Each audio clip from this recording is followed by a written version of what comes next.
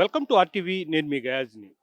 మత్స్యకారుల సమస్య శాశ్వత పరిష్కారం చేయాలంటూ ఈరోజు వందలాది మంది మత్స్యకారులు, అదేవిధంగా కలెక్టరు, ఎస్పీ,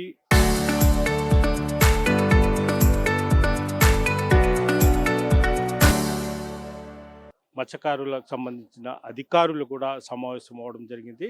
దీని మీద మాట్లాడేందుకు ప్రధానంగా అల్లూరు ఇసుకపల్లికి చెందిన అభిరామ్ ప్రస్తుతం మనతో ఉన్నారు. అసలు మత్స్యకారుల డిమాండ్స్ ఏంటని కూడా ఆయన ఇందాకే కలెక్టర్ని కూడా విన్నవించడం జరిగింది. ఇప్పుడు ఆర్టీవీతో కూడా వాళ్ళ ప్రధాన సమస్యలు చెప్తారు.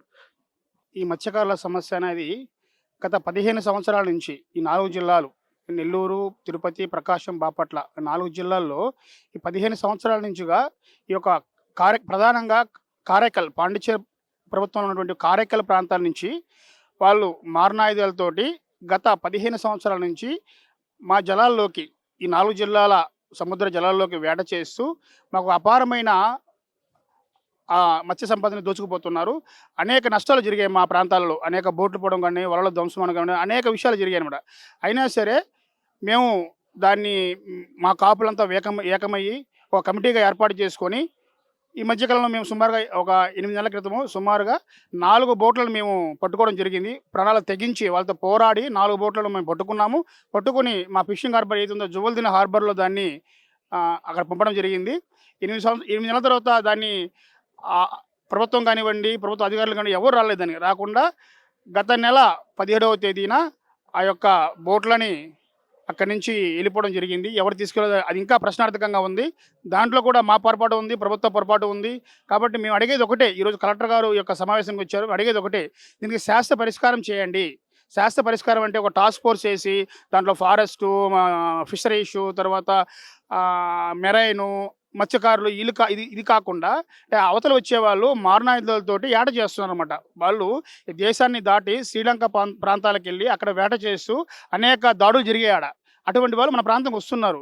కాబట్టి దీని శాశ్వత పరిష్కారం కావాలంటే వాళ్ళు అక్కడి నుంచి పాండిచ్చేరి ప్రభుత్వంతో మాట్లాడి, అక్కడున్న బోటు యజమానులతోటి, మత్స్యకారులతోటి మాట్లాడి వాళ్ళు అక్కడి నుంచి మన సముద్ర జలాలు రాకుండా దాన్ని కట్టడి చేయాలి.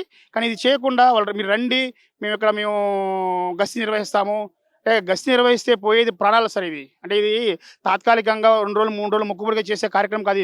ఇది జీవన పోరాటం. ఇది సుమారుగా 164 గ్రామాల సమస్య ఇది. కాబట్టి దీన్ని శాశ్వత పరిష్కారం చేయాలంటే వాళ్ళు అక్కడి నుంచి రాకుండా, ఇక్కడ ఆంధ్రప్రదేశ్ ప్రభుత్వం కూడా పకడ్బందీగా వాళ్ళని రాకుండా అక్కడ పాండిచ్చేరి ప్రభుత్వంతో మాట్లాడి మన సముద్ర జలాలు రాకుండా దీన్ని చూసుకోవాలి సార్. అంటే ప్రధాన మీ డిమాండ్స్ ఏంటి? ఏం చేస్తే అంటే వీళ్ళు ఏం చెప్తారంటే స్పీడ్ బోట్స్ తీసుకొని వస్తాము, అదేవిధంగా ఫిషరీస్, పోలీసు, తర్వాత మరి కొంతమంది ఉంటారు అంటున్నారు. మీరు ఏం కోరుతున్నారు సార్? మేము కోరేది ఇదే సార్. ఏంటంటే ఇది తాత్కాలికంగా ఒక జీవోలాగా తీసుకురావాలి. ఎందుకంటే ఒకవేళ మీరు చెప్పినట్టు ఆ కమిటీ ఉంటుంది, మేము పాండిచ్చేరి నుంచి బోట్ వస్తుంది, వీళ్ళు వెళ్తారు, వెళ్ళిన తర్వాత వాళ్ళు కామ్గా ఉండరు. మనకి ప్రభుత్వ అధికారులు ఉన్నా సరే, ఏ డిపార్ట్మెంట్ ఉన్నా సరే, వాళ్ళు మారణాయుధాలు సిద్ధంగా వస్తున్నారు అనమాట. అంటే వాళ్ళు చావుకి లెక్క చేయకుండా మన సముద్ర జలం వస్తున్నారు. వచ్చినప్పుడు ఏంటంటే వాళ్ళు అడ్డుపడితే వాళ్ళు చంపడానికి కూడా సిద్ధమా? గతంలో జరిగింది. ఇసుకపల్లిలో కూడా ఇదే విధంగా మా సముద్ర జలాలకు వస్తే, మాది సాంప్రదాయ చిన్న పడవలు అనమాట. చిన్న పడవలతోటి ఒకరిద్దరు ఆట చేసుకునే పడవలు అనమాట. మేము వెళ్ళిన తర్వాత కనీసం ఒక 100 పడవలు వెళ్ళినా సరే ఆ ఒక్క పడవను ఆపలేకపోయాం మేము. వాళ్ళు పైన ఉంటారు, మేము కొంత కింద ఉంటాము. పైనుంచి ఆ గాజు పెంకులు, ఆ రాడ్లు, పెద్ద పెద్ద గులకరాలతోటి మా దాడి చేశారనమాట. గతంలో కూడా చనిపోయే ప్రమాదం కూడా జరిగింది. కాబట్టి ఇది వాళ్ళు చావు దెబ్బతిన్న పులి అన్నమాట. వాళ్ళు కామ్గా ఉంటారు. ఎందుకంటే 4 బోట్లు మనం తీసుకొచ్చి పెట్టాము, మళ్ళీ వాళ్ళు తెలియకుండా తీసుకెళ్ళిపోయారు. వాళ్ళు కూడా మా మీద కోపంతో ఉన్నారు. కాబట్టి ఇది చాలా సున్నితమైన విషయం. దీని ప్రభుత్వము ఏదో మేము మొక్కుబడిగా చెప్పేసి ఒక టాస్క్ ఫోర్స్ చేసి దీన్ని పరిష్కరిస్తామంటే ఇది కుదరదు. ఇది కాబట్టి అక్కడ ప్రభుత్వంతో మాట్లాడి దీన్ని శాశ్వత పరిష్కారం వాళ్ళు రాకుండా, మా జిల్లాలో రాకుండా చేయాలి. అంటే మీ మత్స్యకారులకు పోలీసు ఉద్యోగాలు కూడా ఇవ్వాలా అంటారా? అవును సార్. ఇప్పుడు మెరైన్ పోలీస్ స్టేషన్ ఉంది. ఇప్పుడు దేశ సరిహద్దుల్లో కాపలా కాచేది ఆ జవాన్ అయితే, ఈ తీర ప్రాంతంలో సైనికుల్లాగా పనిచేసేది మత్స్యకారుడు. ఏ విషయమైనా ఎవరు మత్స్యకారుడు కాదు, ఎవరు ఉగ్రవాది, ఎవరు దేశవాసి అని చెప్పేసి కనిపెట్టేది మత్స్యకారుడు. కాబట్టి స్థానికంగా ఉండే మత్స్యకారులని అక్కడ ఉద్యోగ అవకాశాలు ఇస్తే వాళ్ళు గస్తీ నిర్వహిస్తారనమాట. బయట నుంచి ఎవరు రాకుండా, తమిళనాడు నుంచి, పాండిచ్చేరి నుంచి ఎవరైనా వచ్చినా కూడా వాళ్ళని గుర్తించి వాళ్ళ మీద మేము పనిచేసే విధంగా ఉంటుంది. కాబట్టి ప్రభుత్వ నిరుద్యోగులు ఎవరైతే ఉన్నారో మత్స్యకార గ్రామాల్లో డిగ్రీ చేసిన వాళ్ళు, బీటెక్ చేసిన వాళ్ళని గుర్తించి, వాళ్ళకి ఉపాధి అవకాశాలు కల్పించి, ఈ గస్తీలో వాళ్ళు కూడా పాలు పంచుకునే విధంగా చేయాలి. కానీ ఇది గస్తీ అనేది తాత్కాలికంగా అనిపిస్తుంది మాకు. దీన్ని శాశ్వత పరిష్కారం చేయాలంటే, వాళ్ళు అక్కడి నుంచి రాకుండా కేంద్ర ప్రభుత్వం కానివ్వండి, అక్కడ పాండిచ్చేరి ప్రభుత్వం కానివ్వండి, ఇది ఒక జీవో తీసుకొచ్చి అక్కడున్న మత్స్యకారులు మా సముద్ర జలాలు రాకుండా శాశ్వతంగా వాళ్ళని ఆపాలి. ఆపితే తప్ప ఈ గస్తీ రూపంలో జరిగే పనే కాదు. గస్తీ రూపంలో వస్తే మాత్రము చావో రేవో ప్రతి దాడి జరుగుతూ ఉంటుందన్నమాట. అది అంటే ఎలా ఉంటదంటే, ఆ సముద్రం ఏమన్నమాట ఇది రోడ్లో కాదు, రహదారి కాదు, అది సముద్రంలో ఉంటది. సముద్రంలో ఎలా ఉంటదో తెలీదు మనకి. కాబట్టి జీవన పోరాటంగా ఉంటుంది కాబట్టి, తర్వాత లా అండ్ ఆర్డర్ ప్రాబ్లమ్ అవుతుంది. 2 రాష్ట్రాల సమస్య అవుతుంది. దేశ సమస్య అవుతుంది. కాబట్టి దీన్ని సున్నితంగా గుర్తించి, దీన్ని వాళ్ళు అక్కడి నుంచి రాకుండా ఉండే విధంగా ఒక జీవో తీసుకొచ్చి, ఎందుకంటే అక్కడ పెద్ద పెద్ద బోట్లనమాట. ఇక్కడ సాంప్రదాయ మత్స్యకారులు ఇక్కడ.